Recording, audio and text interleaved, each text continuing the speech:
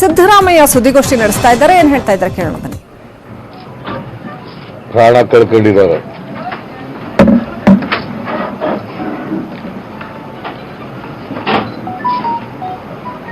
ಇಬ್ರು ಕೂಡ ಪಾಪ ಬಡ ಕುಟುಂಬದಿಂದ ಬಂದಂತವ್ರು.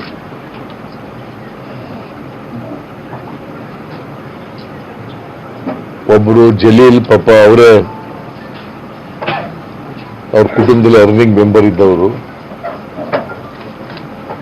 ಇಬ್ಬರು ಮಕ್ಕಳಿದ್ದಾರೆ.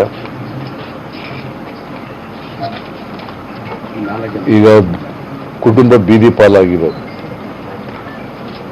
ಇನ್ನೊಬ್ರು ನೌಷತ್ ಅಂತೇಳಿ ಬಹಳ ಚಿಕ್ಕ ವಯಸ್ಸಿನವನು, 23 ವರ್ಷದವನು. ನೌಶೀನ್ ಅಲ್ಲ, ನೌಶೀನ್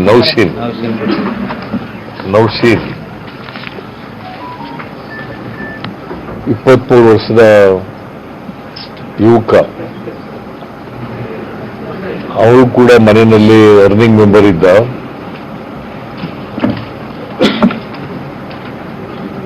ಅವನು ಕೂಡ ಸತ್ತಿದ್ದಾನೆ. ನಾನು ಮತ್ತು ಎಂ ಬಿ ಪಾಟೀಲ್ ರವರು, ಮಾಜಿ ಹೋಮ್ ಮಿನಿಸ್ಟರ್, ಜಮೀರ್ ಅಹಮದ್ ಮಾಜಿ ಮಂತ್ರಿ, ನಾವು 3 ಜನರು ಕೂಡ ಬೆಂಗಳೂರಿನಿಂದ ಈ ಫೈರಿಂಗ್ ಆದಂತ ಸ್ಥಳ ನೋಡಬೇಕು ಮತ್ತು ಸತ್ತವರ ಕುಟುಂಬಗಳಿಗೆ ಸಾಂತ್ವನ ಹೇಳಬೇಕು, ಮತ್ತು ಯಾರು ಈ ಗಲಾಟೆನಲ್ಲಿ ನೊಂದವರಿದಾರಲ್ಲ, ಇಂಜೂರ್ಡ್, ಅವ್ರಿಗೂ ಕೂಡ ನೋಡಬೇಕು ಅಂತೇಳಿ, ಅದ್ರ ಜೊತೆಗೆ ಈ ಘಟನೆ ಹೇಗೆ ನಡೀತು ಅಂತಕ್ಕಂಥದ್ರ ಬಗ್ಗೆ ಕೆಲವು ಮಾಹಿತಿಗಳನ್ನು ಕೂಡ ಕಲೆ ಹಾಕಬೇಕು ಅಂತೇಳಿ ನಾವು ಬಂದಿದ್ದೀವಿ. ನಾನು 20ನೇ ತಾರೀಕು ಬರಲಿಕ್ಕೆ ಹೊರಟಿದ್ದೆ.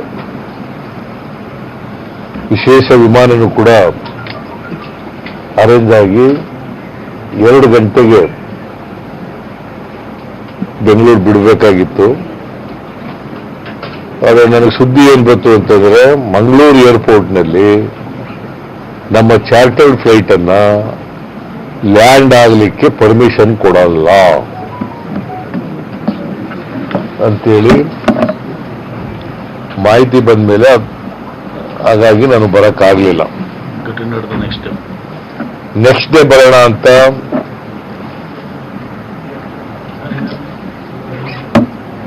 ರೆಗ್ಯುಲರ್ ಫ್ಲೈಟ್ ನಲ್ಲಿ ಬರಬೇಕು ಅಂತ ಹೊರಟಿದ್ದೆ. ಆದರೆ ಇಲ್ಲಿನ police commissioner, Mangaluru police commissioner ನನಗೊಂದು ನೋಟಿಸ್ ಕೊಡ್ತಾರೆ.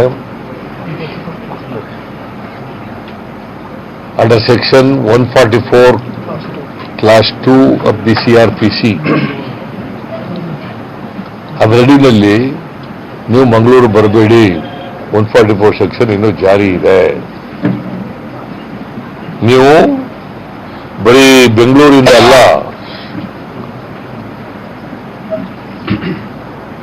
ಗೋವಾದಿಂದಲೂ ಬರಬಾರ್ದು, ಮೈಸೂರಿನಿಂದಲೂ ಬರಬಾರ್ದು,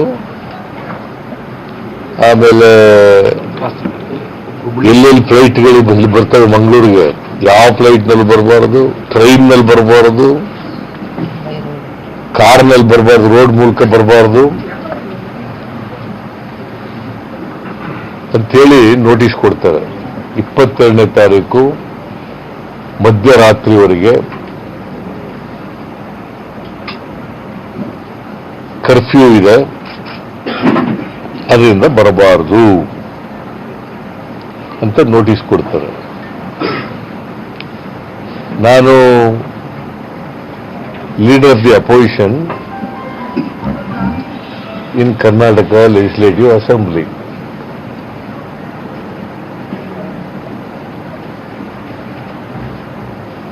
ನನಗೂ ಕೂಡ ಕಾನೂನು ರೀತಿಯ ಕ್ಯಾಬಿನೆಟ್ ರ್ಯಾಂಕ್ ಕೊಟ್ಟಿದ್ದಾರೆ. ಮತ್ತೆ ಲೀಡರ್ ಆಫ್ ದಿ ಅಪೋಸಿಷನ್ ಅಂತಂದ್ರೆ ಡೆಮೋಕ್ರಸಿನಲ್ಲಿ ಶಾಡೋ ಚೀಫ್ ಮಿನಿಸ್ಟರ್ ಇದ್ದಾಗ ಅಪೋಸಿಷನ್ ನಲ್ಲಿರೋದೇ ಸರ್ಕಾರದ ತಪ್ಪು ಒಪ್ಪುಗಳನ್ನ ಹೇಳಲಿಕ್ಕೆ.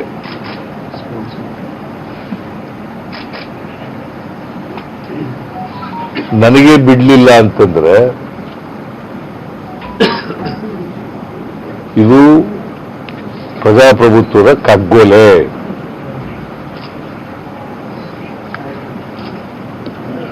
It's a murder of democracy.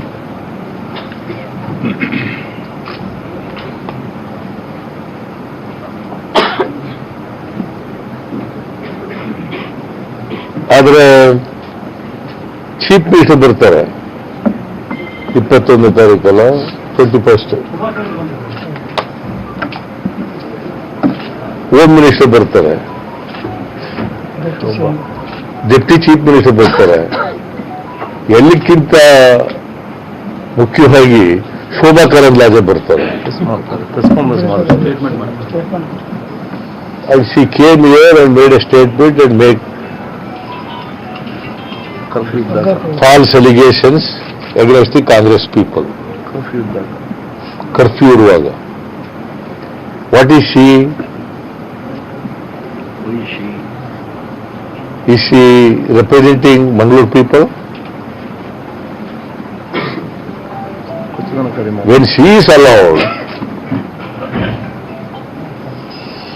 the leader of the opposition is not allowed to visit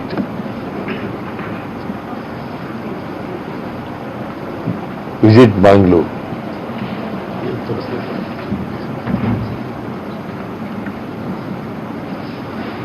So it is at the instruction of the Chief Minister.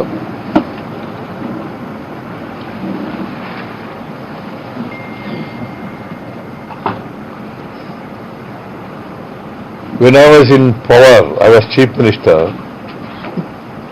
First of all ಯಾವುದು ಗೋಲಿಬಾರ್ ನಡೀಲೇ ಇಲ್ಲ ನಮ್ಮ ಕಾಲದಲ್ಲಿ. ನಾವು ಬಂದೂಕುಗಳಿದಾವೆ ಪೊಲೀಸ್ನವ್ರ ಹತ್ರ ಅನ್ನೋದು ಮರ್ತೇ ಹೋಗಿತ್ತು ನಮಗೆ. 5 ವರ್ಷಗಳ ಕಾಲ ಪೊಲೀಸ್ನವ್ರ ಹತ್ರ ಗನ್ಗಳಿದಾವೆ ಅನ್ನೋದೇ ಮರ್ತೇ ಹೋಗಿತ್ತು ನಮಗೆ. ಅವು ಕೆಲಸನೂ ಇರಲಿಲ್ಲ. ಈ ಯಡಿಯೂರಪ್ಪ ಬಂದಾಗಲೇ ಗೋಲಿಬಾರ್ ಆಗೋದು. ಹಾವೇರಿನಲ್ಲಿ ಒಂದ್ಸರಿ ಗೋಲಿಬಾರ್ ಆಯಿತು. ರೈತರು ಗೊಬ್ಬರ ಕೇಳಿದ್ರೆ, ಬೀಜ ಕೇಳಿದ್ರೆ. ಇನ್ನೊಂದ್ಸಾರಿ ಇಲ್ಲಿ ಚರ್ಚ್ಗಳ ಮೇಲೆ ದಾಳಿ ನಡೀತು.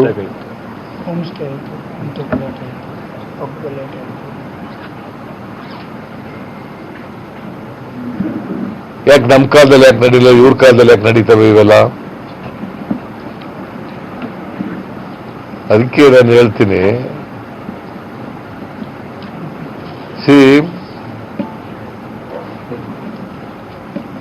it is a total failure of the government. ಕಾನೂನು ಸುವ್ಯವಸ್ಥೆಯನ್ನ ಕಾಪಾಡೋದ್ರಲ್ಲಿ ಸಂಪೂರ್ಣ ವಿಫಲ ಆಗಿದ್ದಾರೆ.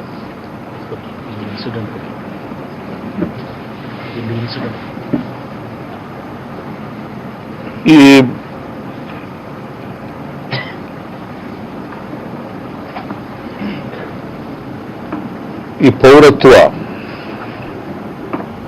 ತಿದ್ದುಪಡಿ ಮಸೂದೆ ಇದೆಯಲ್ಲ, ಮತ್ತೆ NRC, ಇದು ಮಂಗಳೂರಿನಲ್ಲಿ ಅಷ್ಟೇ ಪ್ರತಿಭಟನೆ ನಡೀತಾ ಇರಲಿಲ್ಲ, ಇಡೀ ದೇಶದಲ್ಲಿ ನಡೀತಾ ಇದೆ. ಎಲ್ಲ ರಾಜ್ಯಗಳಲ್ಲೂ ಕೂಡ ನಡೀತಾ ಇದೆ, ಬೆಂಗಳೂರಿನಲ್ಲೂ ಕೂಡ ನಡೀತಾ ಇದೆ.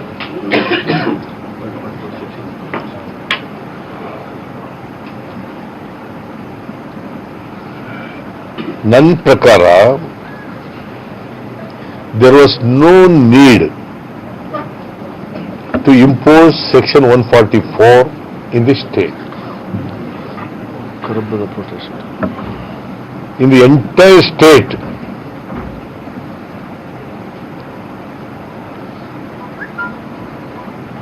whether the situation warrants or not.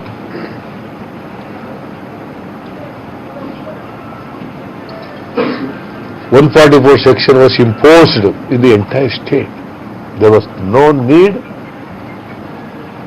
there was no situation warranted. ಇದು ಅನಗತ್ಯವಾಗಿ ಮಾಡಿದಂಥದ್ದು. ಒಂದು ವೇಳೆ ಸೆಕ್ಷನ್ 144 ಕರ್ಫ್ಯೂ ಇಲ್ಲದೆ ಹೋಗಿದ್ರೆ ಪ್ರತಿಭಟನೆ ಮಾಡೋರು ಜನ ಶಾಂತಿಯುತವಾಗಿ, because it is the fundamental right to protest any wrong policy of the government.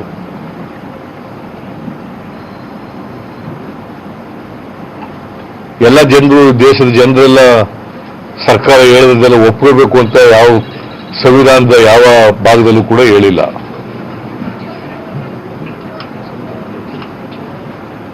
Disagree ಆದರೆ ಡೆಮಾಕ್ರಸಿನಲ್ಲಿ ಮೂಲ ತತ್ವ ಇರೋದು. ಡಿಸಗ್ರಿ ಆಗಲಿಕ್ಕೆ ಅವಕಾಶ ಇದೆ. I need not agree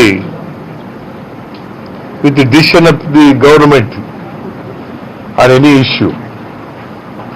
I can disagree, I can express my dissent,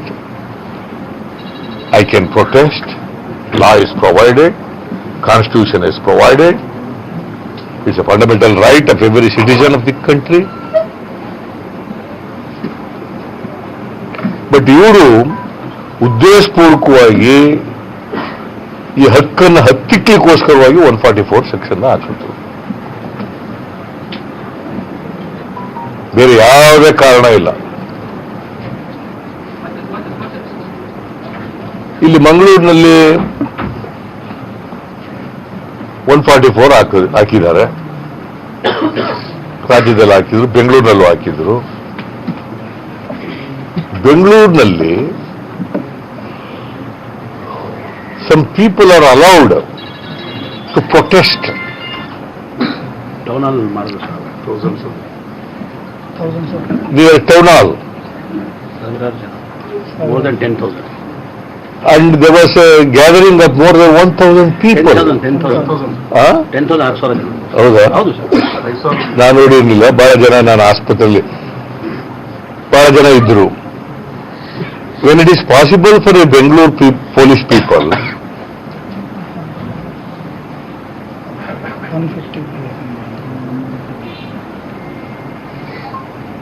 without resorting even to the lathi charge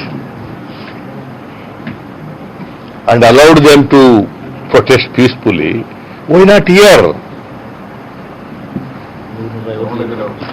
And there were about 150 and 200 people were there, maximum. The police people are lying. 5,000 6,000 ಜನ ಇದ್ರು ಅಂತ ಸುಳ್ಳು ಹೇಳ್ತಾ ಇದ್ದಾರೆ. ಕೇರಳದಿಂದ ಬಂದಿದ್ರು ಅಂತ. ಆಗಿದ್ರೆ ಯಾರು ಒಬ್ಬ ಕೇರಳದವನು ಅರೆಸ್ಟ್ ಆಗಿದ್ದಾನ? ಕೇರಳದಿಂದ ಬಂದಿರೋನು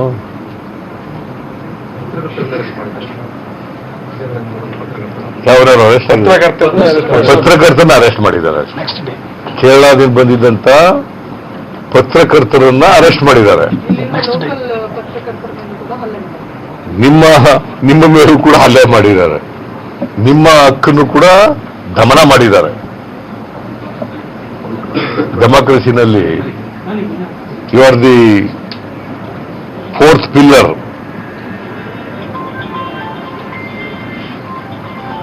ಅವ್ರನ್ನು ಕೂಡ ಮಾಡಿದ್ದಾರೆ. ಹೆಂಗೆ ಪೊಲೀಸ್ ಹೈ ಹ್ಯಾಂಡೆಡ್ನೆಸ್ ಇದೆ ಅನ್ನೋದನ್ನ ನೀವು ನೋಡ್ಲಿಕ್ಕೆ ಸಾಧ್ಯ ಆಗ್ತದೆ. ಸುಳ್ಳು ಹೇಳ್ತಾರೆ. ಆಮೇಲೆ ಕಾರಣ ಏನ್ ಕೊಡ್ತಾರೆ? ಪೊಲೀಸ್ ಸ್ಟೇಷನ್ ಮುತ್ತಿಗೆ ಹಾಕ್ತಿದ್ರು, ಅಲ್ಲಿ ಪೊಲೀಸ್ ಸ್ಟೇಷನ್ ಇರ್ತಕ್ಕಂಥ ವೆಪನ್ಗಳನ್ನ ತಕೊಂಡು ಬೆಂಕಿ ಹಾಕ್ಬಿಟ್ಟು ಏನೇನೋ ಮಾಡ್ಬಿಡೋರು. ಅದಕ್ಕೆ ನಾವು ಫೈರ್ ಮಾಡೋದು. ಪೊಲೀಸ್ ಸ್ಟೇಷನ್ ಹತ್ರ ಫೈರಿಂಗ್ ಆಗಿದೆಯಾ? 1 ಕಿಲೋಮೀಟರ್ ಆಚೆ ಫೈರಿಂಗ್ ಆಗಿರೋದು.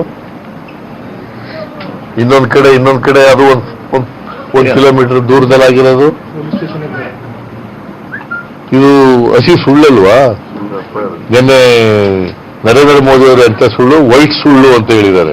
ಇದು ಯಾವ ಸುಳ್ಳು ಅಂತ ಕರಿಬೇಕು? ಬ್ಲಾಕ್ ಸುಳ್ಳು ಅಂತ ಕರೆಯೋದ? ಸ್ಟೇಷನ್ CCTV ಹೆಂಗೆ ಕತೆ ಕಟ್ಟಿದ್ದಾರೆ. ಕನ್ಕಾಕ್ಟೆಡ್ ಸ್ಟೋರಿ, ಟೋಟಲಿ ಕನ್ಕಾಕ್ಟೆಡ್ ಸ್ಟೋರಿ.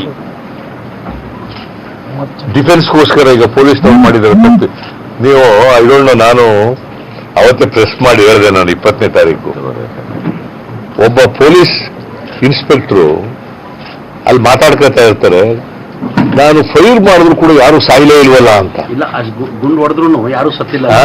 ಅಷ್ಟು ಗುಂಡು ಹೊಡೆದ್ರು ಅದೇ ಗುಂಡು ಹಾಕಿದ್ರು ಕೂಡ ಯಾರು ಸತ್ತಿಲ್ವಲ್ಲ. What does it indicate? ನನಗನ್ಸುತ್ತೆ ಇವರೇನು ಸಾಯಿಸಕ್ಕೆ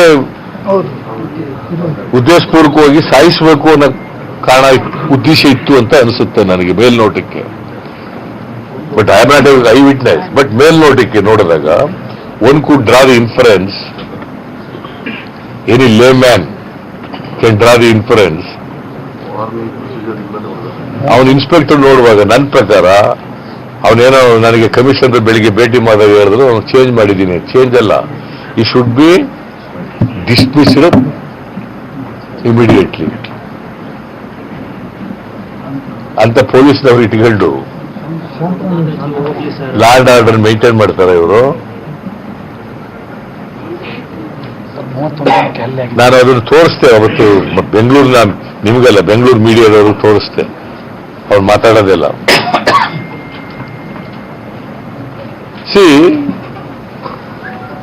ಸುಮ್ಮನೆ ಸುಳ್ಳು ಕತೆ ಕಟ್ಟಿದ್ದಾರೆ. ಇದು ಒಂದು ಇಡೀ ಮಂಗಳೂರಿನಲ್ಲಿ ಬಯಲು ವಾತಾವರಣ ನಿರ್ಮಾಣ ಮಾಡಬೇಕು. ಜನರ ಹಕ್ಕುಗಳನ್ನ ಹತ್ತಿಕ್ಕಬೇಕು. ಗಳೆಲ್ಲ ತಕೊಂಡು ಇದು ಮಾಡ್ಬಿಡೋರು. Easy eyewitness is giving certificate to the police people.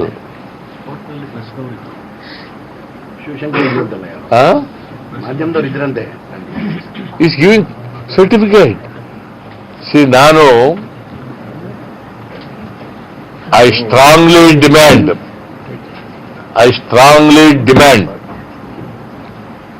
judicial probe by a sitting high court judge. ಈಗ ಅವರು ಪೊಲೀಸ್ನವರ ಮಾತು ಕೇಳ್ಕೊಂಡು CID ಎಂಕ್ವೈರಿ ಮಾಡ್ತೀವಿ ಅಂತ ಹೇಳಿದ್ದಾರೆ. CID ನಲ್ಲಿರೋರು ಯಾರು? ಪೊಲೀಸ್ನವರು. ಗೋಲಿಬಾರ್ ಮಾಡಿರೋರು ಯಾರು? ಪೊಲೀಸ್ನವರು. ಪೊಲೀಸ್ನವ್ರ ಕೈಲಿ ಪೊಲೀಸ್ನವ್ರ ತನಿಖೆ ಮಾಡಿಸೋದು. Can we expect justice?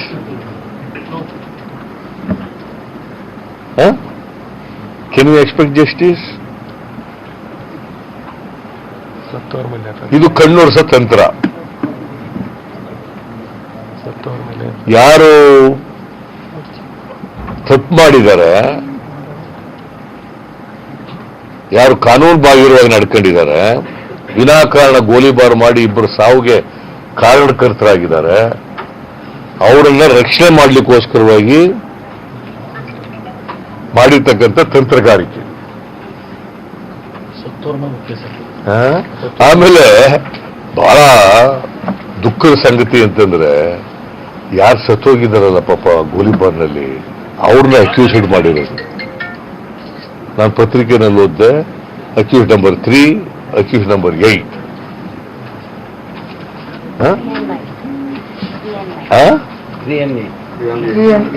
3 and 8 ಅಂತ ಪತ್ರಿಕೆಯಲ್ಲಿ ಇರೋದು. ಐ ಡೋಂಟ್ ನೋ, ಅದಕ್ಕೆ ನಾನೇನು FIR ನೋಡಿಲ್ಲ. ಪತ್ರಿಕೆಯಲ್ಲಿ ಬಂದಿರೋದು, ನೀವೇ ಬರೆದಿರೋದು. ಮೂರನೇ ಆರೋಪಿ, 8ನೇ ಆರೋಪಿ ಬಂಧಿಸಿದ್ರು. Not come across this type of ಈ ತರ ಸತ್ತವ್ರನ್ನೇ ಅಪರಾಧಿಗಳು ಮಾಡಿರೋದು ನಾನು ನೋಡಿಲ್ಲ. ಆಮೇಲೆ ಬಹಳ ಅಮಾಯಕರನ್ನೆಲ್ಲ ವಿದ್ಯಾರ್ಥಿಗಳು ಕಾರ್ಮಿಕರು ಅವ್ರನ್ನೆಲ್ಲರೂ ಕೂಡ ಅರೆಸ್ಟ್ ಮಾಡಿ ಕೇಸ್ನಲ್ಲಿ ಸೇರಿಸ್ಬಿಟ್ಟಿದ್ದಾರೆ. 6 ಜನ ವಿದ್ಯಾರ್ಥಿಗಳು ಅಡ್ಮಿಟ್ ಆಗ್ತಾರೆ. ಆಮೇಲೆ ಕೆಲವರೆಲ್ಲ ಇಂಜೂರ್ಡ್ ಆಗಿದ್ದಾರೆ, ಆಸ್ಪತ್ರೆಗೆಲ್ಲ ಸೇರ್ಕೊಂಡಿದ್ದಾರೆ. ಪೊಲೀಸರು ಹಾಸ್ಪಿಟಲ್ ಎಲ್ಲ ಹೆಚ್ಚಾಗಿ ಅವರು ಕೇಸಿಗೆ ಸೇರಿಸಿರೋದು ಅರೆಸ್ಟ್ ಮಾಡೋರೆಲ್ಲ ನಿರಪರಾಧಿಗಳು, ಅವ್ರಿಗೇನು ಸಂಬಂಧ ಇಲ್ಲ, ಏನಿಲ್ಲ. ಇವರು ಓಡಿಸ್ಕೊಂಡು ಹೋಗಿ ಅವ್ರ ಆ ಕಡೆ ಕಲ್ಲು ಬೀಸಾಕಿ ಇವ್ರ ಕಲ್ಲು ಬೀಸಾಕಿ ಇದು ಇವರೇ ಶುರು ಮಾಡಿಸಿದ್ದು. ಪೊಲೀಸ್ನವರೇ ಇನ್ಸ್ಟಿಗೇಟೆಡ್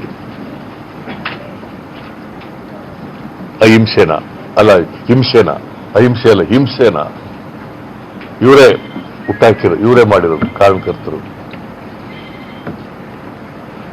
ಹಿಂಸಾಚಾರ ಪೊಲೀಸ್ನವ್ರಿಂದಲೇ ಇಲ್ಲಿ ಪ್ರಾರಂಭ ಆಗಿದೆ, ಸರ್ಕಾರದಿಂದಲೇ ಪ್ರಾರಂಭ ಆಗಿದೆ. For which mister Yediyurappa, mister Basavaraj Bommai, they will be held responsible. Mr. Bommai is in charge of home portfolio and Chief Minister. ಇವರಿಬ್ಬರು ಕೂಡ